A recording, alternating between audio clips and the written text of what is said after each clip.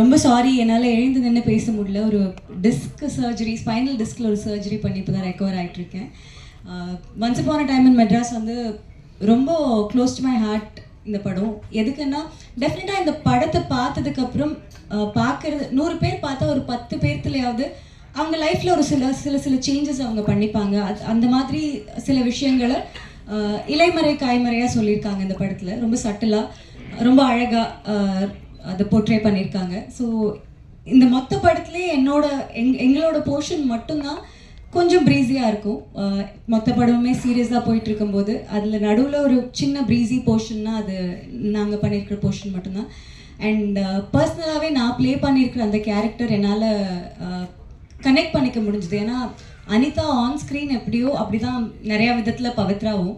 So என்னால் ரொம்ப connect பண்ணி ஒர்க் பண்ண முடிஞ்சுது. And to be a part of a film with such huge star cast and people with so much passion, அதில் நம்மளும் இருக்கோம் அப்படிங்கிறது வந்து ரொம்ப சந்தோஷமாக இருக்குது.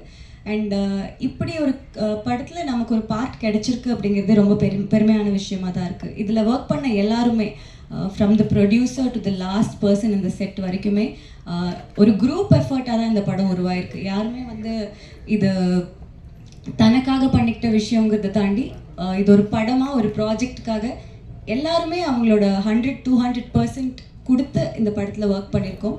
ஸோ டெஃபினட்டாக நீங்கள் மக்கள்கிட்ட இதை எப்படி கொண்டு போய் சேர்க்குறீங்களோ அப்படி தான் மக்கள் பார்ப்பாங்க. ரொம்ப பெரிய படங்கள் அப்படின்னா நம்ம வந்து சொல்லாமே எல்லாத்துக்கும் தெரியும் இப்படி ஒரு படம் வரப்போகுது அப்படின்னு. பட் இந்த மாதிரி ஒரு ஒரு குரூப் எஃபர்ட்டாக, ஒரு ஆன்சம்பிள் காஸ்ட் அண்ட் க்ரூ இருக்கிற படங்களை வந்து மக்கள்கிட்ட கொண்டு போய் சேர்க்கக்கூடிய பவர் உங்ககிட்ட தான் இருக்குது. ஸோ எங்கள் படத்தையும் அதே மாதிரி கொஞ்சம் மக்கள்கிட்ட நல்ல விதமாக கொண்டு போய் சேர்ப்பீங்கன்னு நம்புகிறோம். உங்களுக்கு பார்த்த எல்லாத்துக்குமே படம் பிடிச்சிருக்குன்னு நம்புகிறோம். Thank you so much.